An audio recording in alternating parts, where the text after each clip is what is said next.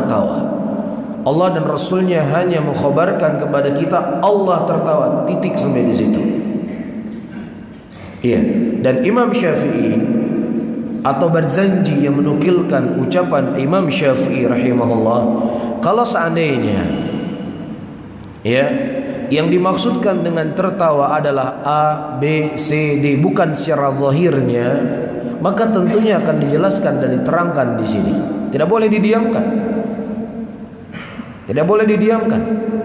Ya, karena ini akan bisa ya membuat jalan kesesatan kepada manusia. Namun beliau hanya menyebutkan Allah tertawa di bawah hadis, cukup sampai di sini. Iya. Kemudian kata Imam Syafi'i rahimahullah, wa annahu lahu yadain, dan Allah Subhanahu wa taala itu memiliki tangan. Allah sebutkan dalam Al-Qur'an, bal yadahu mabsutatani, bahkan kedua tangan Allah Subhanahu wa taala itu terbuka. Wa anna lahu yaminan biqaulihi ta'ala, dan tangan Allah Subhanahu wa taala kedua-duanya sebelah kanan. Allah menyebutkan dalam surat Az-Zumar ayat ke-67, was-samawati matwiyatun biyaminih, dan langit-langit nanti akan digulung di yaumul qiyamah dengan tangan kanan Allah Subhanahu wa taala.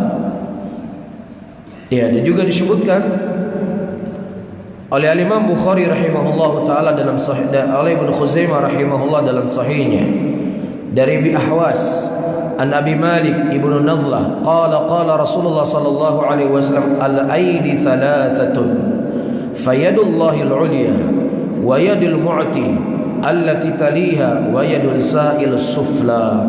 Kata Nabi sallallahu alaihi wasallam, tangan itu ada tiga. Yang pertama tangan Allah Subhanahu wa taala, tangan yang paling tinggi. Yang kedua tangan orang yang memberi, dan yang ketiga tangan yang menerima. Dan kemudian Nabi sallallahu alaihi wasallam mengatakan, wala tu'jas an nafsik, dan jangan pernah kamu merasa lemah dari dirimu sendiri. Iya. Nah, ketika disebut tangan, tangan adalah tangan. Ya, seperti hadis yang saya baca tadi. Tangan itu ada tiga. Apa yang ada di pikiran kita ketika disebut tangan? Tangan adalah tangan. Namun ketika tangan tersebut dinisbatkan kepada Allah Subhanahu wa taala, laisa kamitslihi syai'un, tidak ada yang sama dan serupa sedikit pun dengan tangan Allah. Yang jelas tangan Allah tidak sama dengan makhluknya. Tangan Allah sesuai dengan keagungan dan kebesarannya. Bagaimananya? Wallahu a'lam bissawab. Allah hanya menyebutkan kepada kita dalam Al-Quran, tangan adalah tangan. Dan di sana ada sebagian saudara-saudara kita muslimin yang semoga Allah mengampuni dosa kita dan dosa-dosa mereka. Mereka menolak sifat tangan. Mereka mengatakan tangan ini adalah kekuatan, bukan tangan diinginkan dengan tangan. Karena kalau seandainya kita mengatakan Allah Subhanahu wa taala itu punya tangan, maka kita telah menyamakan Allah Subhanahu wa taala dengan makhluknya. Maka Allah Subhanahu wa taala mengatakan laisa kamitslihi syai'un. Jadi mereka menafikan sifat tangan itu dengan ayat yang sama kita gunakan untuk menetapkan sifat tangan bagi Allah Subhanahu wa taala. Bisa difahami? Nah, kemudian ketika mereka mengatakan bahwasanya tangan Allah Subhanahu wa taala artinya adalah kekuatan, maka di sini ada beberapa konsekuensi yang perlu diluruskan. Pertama, iya, la yafirru an syai'in illa waqa'a fi. Ini kaidah disebutkan oleh para ulama. Tidaklah seseorang lari dari sesuatu di dalam permasalahan nama dan sifat Allah kecuali dia akan terjatuh dari hal yang dia lari. Apa maksudnya?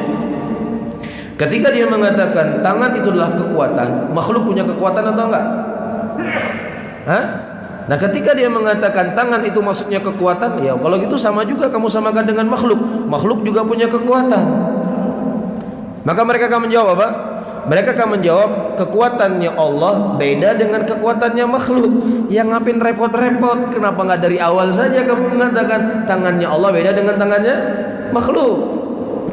Tangannya Allah sesuai dengan keagungan dan kebesarannya yang kita tidak tahu bagaimana tangannya Allah. Adapun tangan kita manusia yang penuh dengan kekurangan. Jadi kenapa ketika kekuatannya kamu takwil? ya kamu katakan beda antara kekuatan Allah dengan kekuatan makhluk. La yafirru an syai'in illa waqa'a fi. Tidaklah seseorang lari dari sesuatu kecuali dia jatuh pada yang dia lari. Tadi tidak ingin menyamakan Allah dengan makhluknya. Kemudian dikatakan tangan itu kekuatan, makhluk juga punya kekuatan. Bisa difahami? Baik, yang kedua, Allah Subhanahu wa taala menyebutkan di dalam Al-Qur'anul Karim, "Ma manaka an tasjuda lima khalaqtu bi yadayya." Wa iblis, apa yang mencegah engkau untuk sujud apa yang kuciptakan dengan kedua tanganku? Ini kata siapa? Kata Allah. Ma mana'aka an tasjuda lima khalaqtu bi yadayya. Apa yang mencegah engkau wahai iblis untuk engkau sujud apa yang kuciptakan dengan kedua tanganku? Allah Subhanahu wa taala menyebutkan di dalam ayat ini, ya, kemuliaan, kelebihan yang dimiliki oleh Nabi Adam alaihissalam yang tidak dimiliki oleh manusia yang lainnya. Karena seluruh makhluk Allah Subhanahu wa taala yang lainnya diciptakan oleh Allah Subhanahu wa taala dengan kun fayakun. Hatta Nabi kita Muhammad sallallahu alaihi wasallam diciptakan oleh Allah Subhanahu wa taala dengan kun. Jadi maka jadilah. Tapi khusus Nabi Adam alaihissalam di antara hamba-hamba Allah Subhanahu wa taala, Allah ciptakan dengan tangan beliau. Ini menunjukkan kelebihan dan kemuliaan Nabi Adam. Iya, dan sebagai dalil penguat hadis syafa'ah, ketika orang-orang mendatangi para nabi dan para rasul, di antara yang mereka datangi adalah Nabi Adam alaihissalam. Kata mereka kepada Nabi Adam, menyebutkan kelebihan-kelebihan yang dimiliki oleh Nabi Adam. Ya Adam, anta abul bashar, khalaqallahu biyadihi wa asjudul malaikata alaik. Atau kama qala Nabi sallallahu alaihi wasallam, wahai Adam, engkau adalah bapaknya manusia. Allah Subhanahu wa taala menciptakan engkau dengan kedua tangannya. Perhatikan di sini, ya, penguat ayat yang saya baca tadi, ya, Allah Subhanahu wa taala ingin menyebutkan kelebihan yang dimiliki oleh Nabi Adam yang tidak dimiliki oleh yang lainnya. Diulang oleh Nabi sallallahu alaihi wasallam dalam hadis tersebut. Nah, kalau seandainya Allah Subhanahu wa taala menciptakan Nabi Adam dengan kekuatannya, maka tentunya tidak ada kelebihan yang dimiliki oleh Nabi Adam, semua sama. Tidak ada faedah kalau demikian. Kalau seandainya diinginkan dengan kekuatan, karena seluruh manusia, seluruh hamba-hamba Allah diciptakan oleh Allah Subhanahu wa taala dengan apa? Qudrahnya Allah. Kalau begitu tidak ada kelebihan yang dimiliki oleh Nabi Adam dalam ayat ini. Ya, tidak ada kelebihan yang dimiliki oleh Nabi Adam yang disebutkan dalam hadis. Berarti tidak ada hal kecuali kita menetapkan sebagaimana zahirnya. Kemudian yang ketiga, Allah Subhanahu wa taala menyebutkan apa? Apa yang kuciptakan dengan kedua tanganku. Nah, kalau seandainya diartikan dengan kekuatan, aku ciptakan Adam dengan dua kekuatanku, maka ini secara tidak langsung lazim daripada ucapannya dia telah membatasi dari kekuatan Allah Subhanahu wa taala yang tidak terbatas dengan dua kekuatan. Ini dari lazim yang perlu diluruskan. Ini ketika engkau mengatakan yang seperti ini dengan maksud dan tujuan ingin mensucikan Allah, justru Anda telah apa? Mengurangi dari qudrahnya Allah Subhanahu wa taala. Sudah berapa? 4, kelima. Allah Subhanahu wa taala mengatakan dalam Al-Qur'an, "Wa qalatil yahud yadullahi maghlula bal yadahu mabsutatani yunfiqu kaifa yasha." Saya baca ulang. Wa qalatul yahud yadullahi maghlula ghullat aydihim wa lu'inu bima qalu bal yadahu mabsutatani yunfiqu kaifa yasha. Sangat menarik ayat yang saya baca tadi. Wa qalatil yahud, orang-orang Yahudi berkata, yadullahi maghlulah, tangannya Allah Subhanahu wa taala itu terbelenggu, terikat. Kata siapa ini? Kata Yahudi. Ada faedah penting di sini di dalam kita menjalani kehidupan. Saudara-saudaraku muslimin, ya, kita yang penuh dengan banyak dosa, kita yang penuh dengan kekurangan, ya, yang terkadang malas untuk beribadah, ya, yang terkadang kalaupun beribadah banyak tercampur dengan riya, nasallallahu salamata wal afiyah, dan juga akhlak kita tidaklah akhlak yang sempurna. Jadi wajar kalau seandainya ada orang yang membenci kita, ada orang yang terkadang mencela kita, dan ini adalah sesuatu yang lumrah di dalam kita menjalani kehidupan, terlebih dengan kekurangan-kekurangan yang kita sebutkan tadi. Di sana ada orang-orang yang mulia, yang kemuliaannya tidak sebanding dengan apa yang kita punya. Tetapi ternyata mereka juga tidak selamat dari haters, bahasa anak-anak zaman sekarang. Tidak selamat dari pencela, tidak selamat dari orang yang mencaci maki mereka. Ali bin Abi Thalib radhiyallahu ta'ala anhu wa ardhah, menantu Rasulullah sallallahu alaihi wasallam, sampai-sampai Nabi sallallahu alaihi wasallam menolak secara halus lamaran Abu Bakar, lamaran Umar, tetapi menerima lamaran Ali bin Abi Thalib radhiyallahu ta'ala anhu ketika melamar putri beliau Fatimah. Kemuliaan yang luar biasa. Iya, bahkan Nabi sallallahu alaihi wasallam mengatakan, "I'tini bi rajulin yuhibbuhullah wa yuhibbullah." Datangkan kepada saya seorang laki-laki yang dia cinta kepada Allah dan Allah cinta kepadanya. Siapa yang dimaksudkan? Ali bin Abi Thalib. Namun ternyata subhanallah, orang yang mulia ini, orang yang sudah dijamin masuk surga ini, ada yang mengatakan Ali itu kafir. Ya, yang kemudian mereka membunuh Amirul Mukminin Ali bin Abi Thalib ketika hendak berangkat sholat subuh. Dibunuh, dianggap kafir. Lah kita kan masih dianggap muslim, ya. Adapun orang yang mungkin karena ketidakfahaman, ketidaktahuan, masih menganggap kita muslim. Ini Ali dikafirkan. Orang sudah dijamin masuk surga. Begitu juga Utsman bin Affan. Rasulullah mengatakan Utsman rafiqi fil jannah. Utsman itu adalah sahabat saya dalam surga, kata Nabi. Ya, sampai-sampai kata Nabi sallallahu alaihi wasallam ketika Aisyah bertanya kepada beliau, "Ya Rasulullah, tadi ketika masuk Abu Bakar, masuk Umar, engkau tetap dalam posisi dudukmu, tidak mengubah cara engkau duduk dan paha engkau kelihatan. Kenapa ketika Utsman bin Affan masuk engkau menutup pahamu?" Ini semua mertua Rasulullah, ya. Kemudian ada menantu Rasulullah, Utsman menantu Rasulullah. Kata Rasulullah? "Wahai Aisyah, tidakkah aku malu yang malaikat Jibril malu kepadanya?" Siapa maksudnya? Utsman bin Affan. Tapi subhanallah, tidak selamat dari haters. Utsman dikatakan nepotisme. Banyak dari gubernur-gubernur itu dari keluarganya, dari kerabatnya. Utsman ini banyak berbuat bid'ah. Banyak berbuat bid'ah, syuf. Apa? Rasulullah sallallahu alaihi wasallam tidak pernah adzan 2 kali di hari Jumat, dia adzan 2 kali.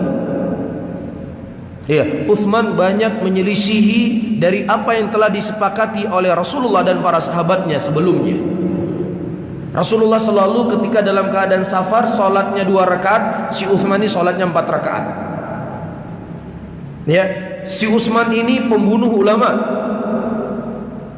Ya, di antara ulama yang disakiti oleh Utsman adalah dia memukul Abdullah bin Mas'ud sampai patah tulangnya. Itu isu yang disebarkan. Ya. Dan Utsman ini telah mengusir orang yang dimuliakan oleh Nabi, dan dia telah memasukkan ke kota Madinah orang yang diusir oleh Nabi Muhammad sallallahu alaihi wasallam. Dan beraneka ragam isu yang mereka sebarkan di tengah-tengah muslimin untuk menjatuhkan kedudukan Amirul Mukminin Utsman bin Affan radhiyallahu taala anhu, tidak selamat dari haters. Dan ternyata juga mereka apa? Tidak hanya dari sisi ucapan, mereka masuk ke rumah Utsman bin Affan yang sebelumnya mereka telah mengepung rumah Utsman lebih dari 20 hari. Utsman tidak boleh datang ke masjid. Utsman tidak boleh tidak diberikan minum. Luar biasa. Sampai-sampai Utsman berkata, ketika Rasulullah sallallahu alaihi wasallam datang ke kota Madinah dan muslimin semakin banyak, ya, Kemudian aku yang memperluaskan masjid tersebut, kenapa kalian larang saya untuk sholat di situ? Ketika muslimin semakin banyak dan mereka kekurangan air, saya yang membeli sumur tersebut, kenapa kalian larang saya hari ini minum dari sumur tersebut?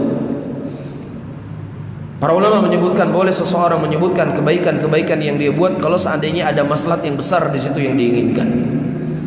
Utsman bukan mengungkit kebaikan yang beliau buat, tetapi untuk menyadarkan mereka apa yang mereka lakukan dari kezaliman kepada Utsman bin Affan.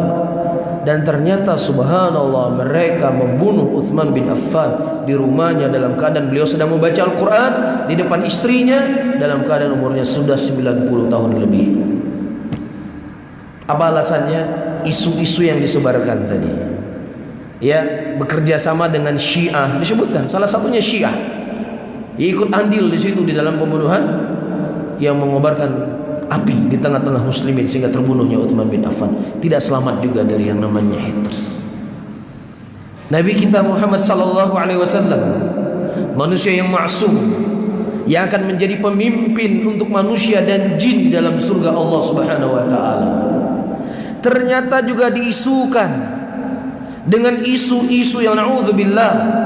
Datang Dzul Khuwaisirah kepada Rasulullah, "Ya Muhammad, sesungguhnya aku tidak melihat keadilan pada dirimu, bersikap adillah engkau." Rasulullah dianggap tidak adil, coba. Iya, di depan wajah Nabi yang mulia ini dia berani mengatakan ucapan yang seperti ini. Iya. Dan ternyata subhanallah, tidak hanya Rasulullah makhluk yang paling mulia, Allahu Rabbul Alamin, Allah yang menciptakan manusia juga ternyata tidak selamat dari haters. Wa qalatil yahudu yadullahi maghlulah, orang-orang Yahudi berkata tangan Allah itu terbelenggu. Kesulitan. Jangankan orang Yahudi, bahkan sebagian orang-orang yang menisbatkan dirinya Islam, ketika Allah menguji dan mencoba dia dengan sebuah ujian, mereka mengatakan Allah itu zalim, Allah itu tidak adil. Nauzubillah. Lah kalau seandainya Ali, Utsman, Rasulullah dan Allahu Rabbul Alamin ada di antara mulut-mulut yang jahat yang keluar dari mulut-mulut mereka, nah apalagi kita nggak ada apa-apanya. Ya, banyak kesalahan, banyak kealpaan, banyak dosa. Ya, sehingga ini menjadi penghibur buat kita. Ya, jangan justru hal-hal yang seperti ini membuat kita mundur, tapi membuat kita berusaha untuk memperbaiki diri. Kita perbaiki diri. Karena setiap ada orang yang berbicara untuk kita, bisa kita pastikan 100% salah? Nggak bisa. Bisa saja mungkin 50% salah, 50% benar. Atau bisa saja mungkin 100%-nya benar. Faham ya? Nah, kita perbaiki diri. Ya, justru ini menjadi semangat untuk kita memperbaiki diri dan terus maju untuk membuat, ya, menyebarkan kebaikan di tengah umat Islam. Baik, kita kembali fokus kepada permasalahan yang saya sebutkan tadi. Perhatikan ayatnya baik-baik. Wa qalatil yahudu yadullahi maghlulah. Dan orang-orang Yahudi berkata tangan Allah itu terbelenggu. Allah bantah. Apa bantahnya Allah? Ghullat aydihim wa lu'inu bima qalu. Bahkan tangan mereka lah, tangan-tangan Yahudi lah yang terbelenggu. Wa lu'inu bima qalu, dan mereka dilaknat apa yang mereka ucapkan. Kemudian ini ayatnya, apa kata Allah? Bal yadahu, bahkan kedua tangan Allah Subhanahu wa taala itu terbuka. Perhatikan ayatnya baik-baik. Allah membantah ucapan Yahudi. Apakah dikarenakan Yahudi mengatakan Allah punya tangan, atau Allah membantah orang Yahudi ketika Yahudi mensifati tangan Allah itu terbelenggu? Yang pertama atau yang kedua? Saya ulangi kembali. Ketika Allah membantah orang Yahudi mengatakan tangan Allah itu terbelenggu, Allah bantahkan ghullat aydihim, tangan mereka yang terbelenggu. Nah, walu'inu bima qalu, dan mereka dilaknat apa yang mereka ucapkan. Bal yadahu mabsutatan yunfiku kaifa yasha, bahkan kedua tangan Allah itu terhamparkan dan Allah memberikan infak siapa yang Allah kehendaki. Nah, di sini Allah membantah orang Yahudi, apakah dikarenakan Yahudi mengatakan Allah punya tangan, tapi Allah punya tangan, atau Allah membantah Yahudi dia mensifati tangan Allah dengan terbelenggu? Mana di antara dua hal yang Allah bantah di sini? Yang kedua. Buktinya Allah menetapkan diri untuk dirinya sendiri, bal yadahu. Bahkan Allah punya tangan. Betul, Allah punya tangan. Tapi tangannya Allah itu apa? Terbuka, terhampar. Jadi yang Allah bantah dari ucapan Yahudi, sifat yang Yahudi sifati bagi tangan Allah, Allah tidak menafikan tangan baginya, bahkan Allah tetapkan bal yadahu mabsutatani yunfiku kaifa yasha. Bahkan kedua tangan Allah itu terbuka dan Allah memberikan siapa yang Allah kehendaki dari rezeki. Dan di sana ada dalil-dalil yang lain, ya, yang menunjukkan, yang menguatkan akidah Ahlus Sunnah, yang menetapkan tangan sesuai dengan zahirnya, ya, dan kemudian bagaimananya kita serahkan kepada Allah Subhanahu wa taala. Yang jelas tangannya Allah tidak sama dengan tangannya makhluk. Bisa difahami? Nah. Kemudian kata Syekh, kata Imam Syafi'i rahimahullah. Baik, perhatikan baik-baik. Saya hanya membaca saja, ya. Saya membaca dan menambah keterangan-keterangan yang perlu untuk ditambah. Kata Imam Syafi'i rahimahullah, wa anna lahu asabi, dan Allah Subhanahu wa taala memiliki jari jemari. Antum jangan fahami, saya tegaskan kembali, jangan fahami dengan jari jemari kita. Antum cukup imani, bagaimananya serahkan sama Allah. Kita tidak tahu karena Allah tidak mengkhabarkan kepada kita. Apa dalilnya? Imam Syafi'i membawa dalil, ma min qalbin illa wa huwa baina isba'in min asabi'ir rahman. Dan tidak ada dari hati manusia kecuali dia di antara dua jemari, di antara jari jemarinya Allah Subhanahu wa taala. Bisa difahami? Saya tekankan kembali, saya tegaskan kembali, pembahasan dalam sifat-sifat Allah itu sama dalam pembahasan dalam zatnya Allah, tidak ada beda. Iya, Allah itu ada atau tidak? Ada atau tidak? Ada. Kita ada atau tidak? Apakah sama ada kita dengan adanya Allah? Beda. Adanya Allah sesuai dengan keagungan dan kebesarannya Allah yang tidak disertai dengan sesuatu yang tidak ada. Tapi adanya kita diadakan oleh Allah dan didahului dengan sesuatu yang sebelumnya tidak ada. Faham di sini? Ini pembahasan tentang zatnya Allah. Nah, begitu juga dalam pembahasan sifatnya Allah, sama seperti dalam pembahasan dalam masalah zat.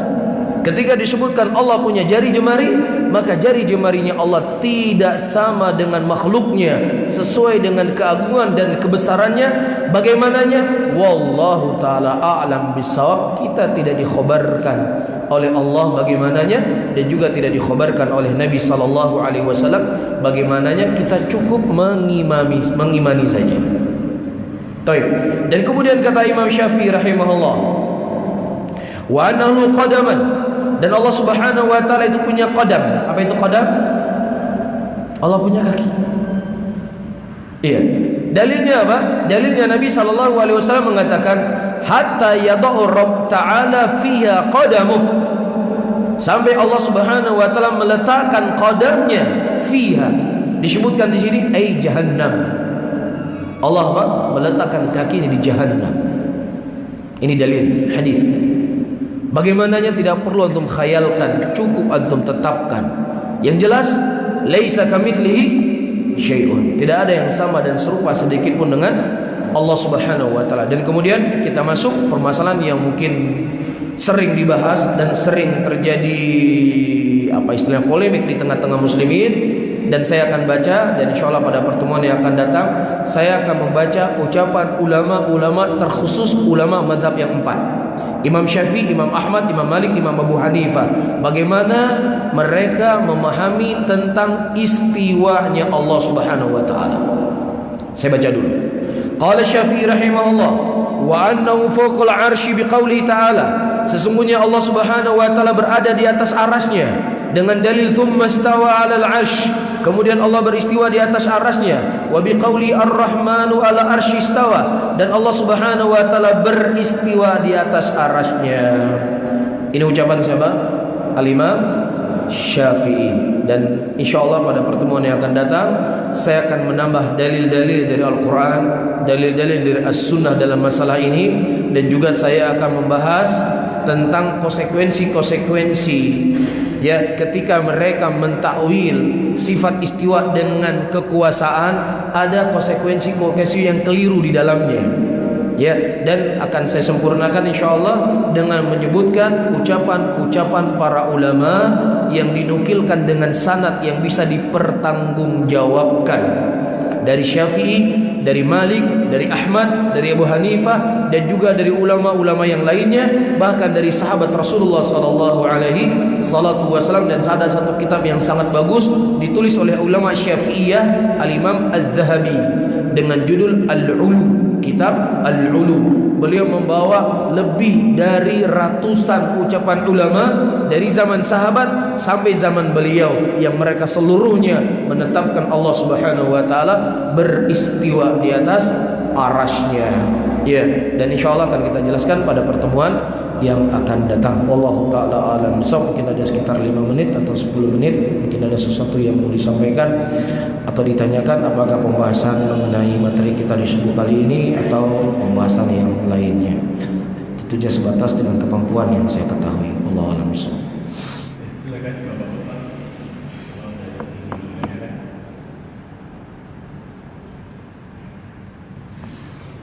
Kalau ya silakan Pak Muslim.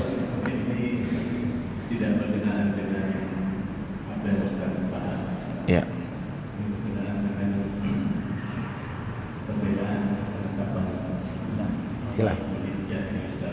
Nah. Kita pahami bahwa pemerintah kita berbeda dengan penetapan. Ya.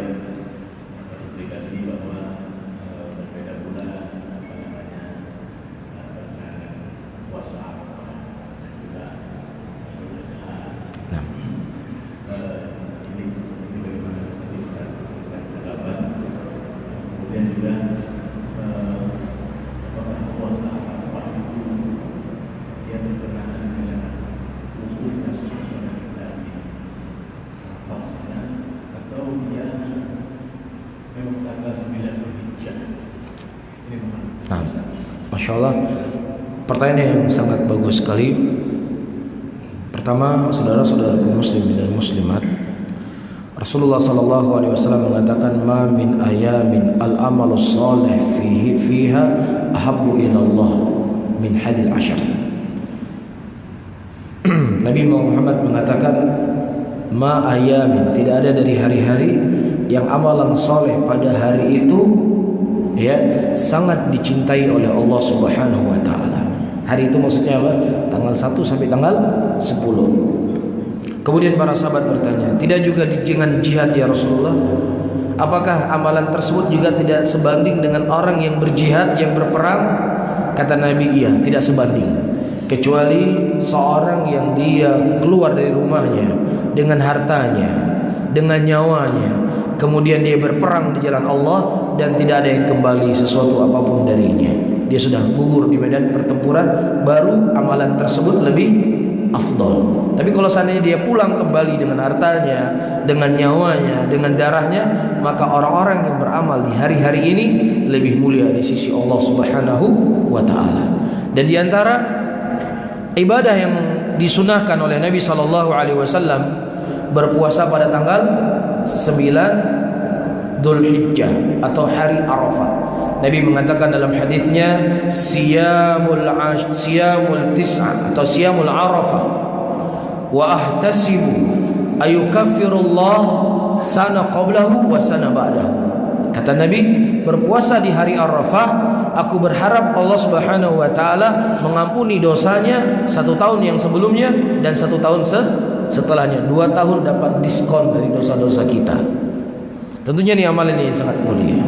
Dan kita ingin mencari ya, dan tidak terlepas, dan jangan sampai kita tidak melakukan puasa ini apalagi terjadi perselisihan kakelah ledak teliti hai puasa. Nah, kita coba bahas dari sisi timbangan ilmu bagaimana tentang masalah ini. Pertama, saudara-saudaraku muslimin, di dalam berlebaran kita mengikuti apa yang telah ditetapkan oleh pemimpin kita muslimin, pemimpin kita. ya selaku di sini adalah Kemenak, Menteri Agama. Ya, Nabi sallallahu alaihi wasallam mengatakan, "Sumu bi saumin nas wa aftiru bi fitratin nas," atau kama qala Nabi. Berpuasalah kamu sebagaimana puasanya manusia, dan berlebaranlah kamu sebagaimana berlebarannya manusia. Maksudnya manusia di sini yang mereka adalah komunitas yang terbanyak yang berada di bawah seorang pemimpin. Bisa difahami ya?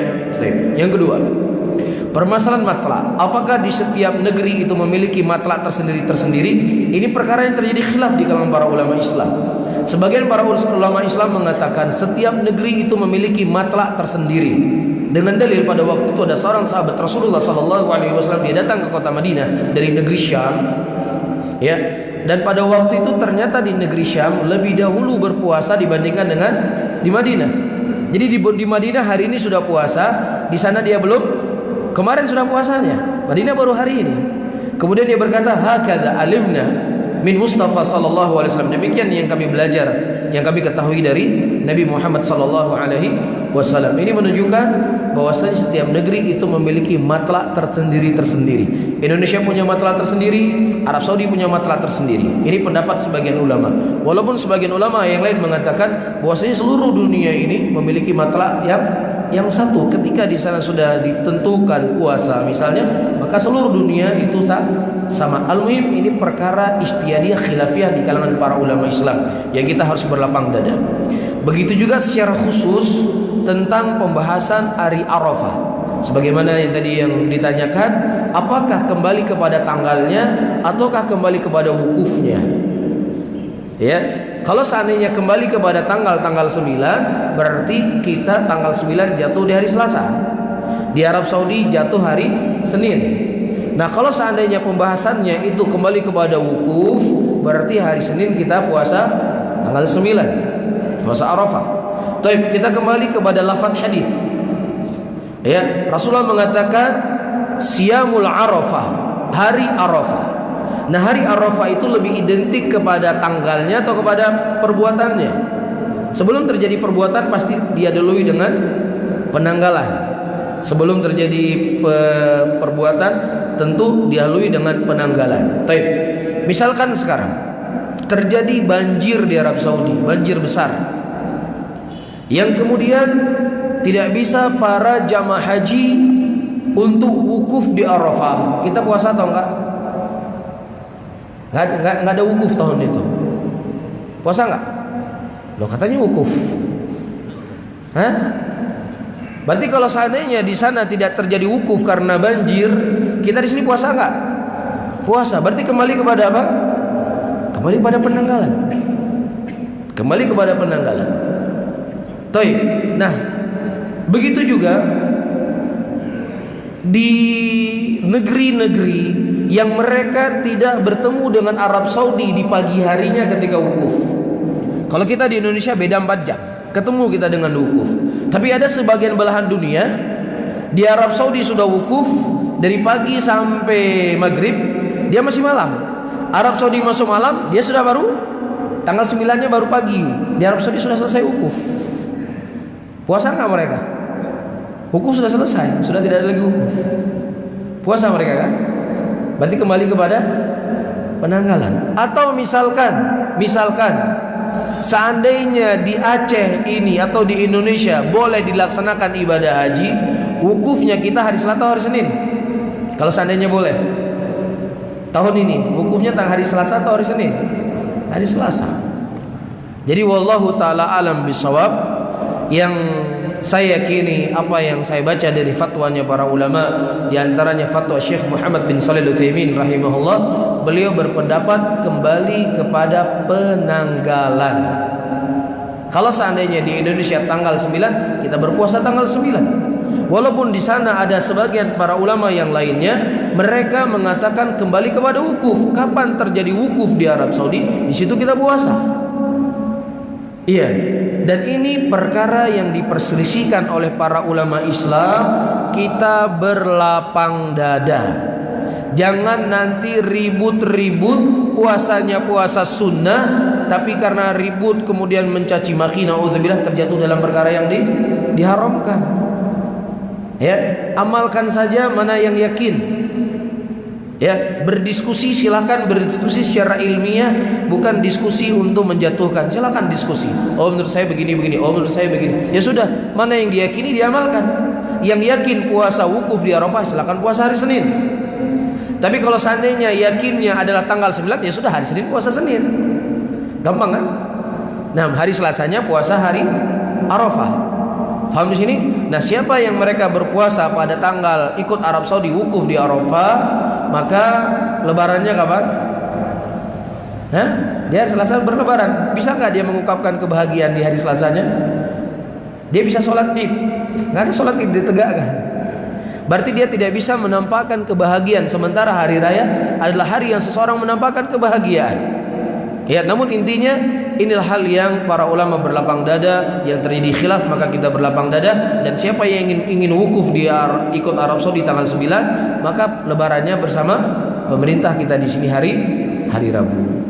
Ya, al-muhim ini perkara yang diperselisihkan oleh para ulama Islam, jangan diributkan. Nah, wallahu taala alam bissawab. Cukup? Ada yang lain? Tapi kalau tidak,